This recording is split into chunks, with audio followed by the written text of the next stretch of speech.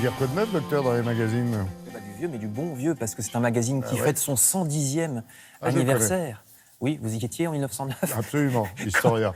Quand il a commencé avant la guerre de 14, c'est très rare. Il s'agit du magazine Historia, qui sort donc un numéro particulier, qui republie des articles parus tout au long de ces 110 années, signés par des grandes plumes, Alain Decaux, Maurice Druon, Edgar Faure, Paul-Émile Victor. Et c'est bien sûr un tour d'horizon aussi non seulement des grands historiens, mais des grands épisodes de notre histoire. Louis XIV, comme on le voyait au début du siècle, les expéditions au Groenland de Paul-Émile Victor, racontées par lui-même dans les années 50, la prise de pouvoir par Nasser en Égypte en 52, la Commune, cette révolution manquée en France en 1870, qui est aussi le premier événement, vous voyez ici à droite, pour lequel on a des photos.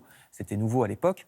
Vous voyez ce cliché des barricades. Ou bien l'histoire des Vikings par Maurice Druon. Alors ça intéressera les fans de séries, parce que l'auteur de la série Game of Thrones, George Martin, s'est inspiré de l'œuvre de Maurice Druon. C'est un petit peu français, Alors cette que série. Viking, non. Les Vikings, quoi. Qui est une autre série, Viking. Ah oui, pardon, bah, oui, c'est vrai. Alors, c'est important l'histoire, parce que c'est en connaissant le passé qu'on comprend mieux le présent et l'avenir. On se fait moins avoir par les bobards et les propagandes quand on a des références sur ce qui s'est déjà passé et comment ça s'est passé. Ce qui n'est pas un fake, en revanche, mais c'est incroyable, c'est que dans les années 50, le numéro de téléphone de la rédaction du journal, c'était Alésia 1789. Oh, c'est drôle. C'est Comme quoi, incroyable. comme quoi, il faut savoir composer avec le passé. C'est vrai, composé de numéro de téléphone. Vous avez vu aussi la toute première couverture en bleu en décembre 1909 avec Madame de Pompadour. Je vous renvoie donc à ce numéro anniversaire d'Historia. Toujours pour mieux savoir de quoi on parle, le mensuel L'Œil Magazine sur l'art explique aux gens comme vous et moi qui ne s'y connaissent pas forcément comment les spécialistes identifient un Rembrandt, un Léonard de Vinci ou un Le Caravage. Oui, parce que, Regarde des experts. oui, parce que souvent, c'est pas signé. Ouais. Et évidemment, ça change tout au niveau du prix. Depuis 100 ans. C'est clair. Voilà, il y a plein de tableaux qui Et ont obscurs. il y a plein de tableaux qui ont été déclassés, qui officiellement ne sont plus considérés comme des Velázquez ou des Bruegel, et qui l'étaient il y a 100 ans, parce que les techniques d'identification progressent et qu'on s'aperçoit que c'est pas d'eux. La radio, par exemple, a permis, la radiographie, pas la radio qu'on écoute, a permis de déceler les mouvements du pinceau et donc de repérer que ça peut pas être la patte de tel ou tel grand maître. Et souvent, il y a plusieurs pattes, parce qu'on sait que les grands maîtres commençaient le tableau puis laissaient l'apprenti finir. Ouais. Donc c'est très compliqué.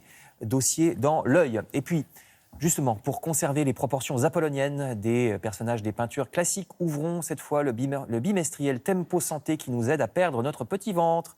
D'abord en identifiant quel ventre, on peut être boudiné pour plein de raisons. On mange mal, on fait pas assez de sport, on est stressé, on digère mal, on dort Parce mal. qu'on aime ça.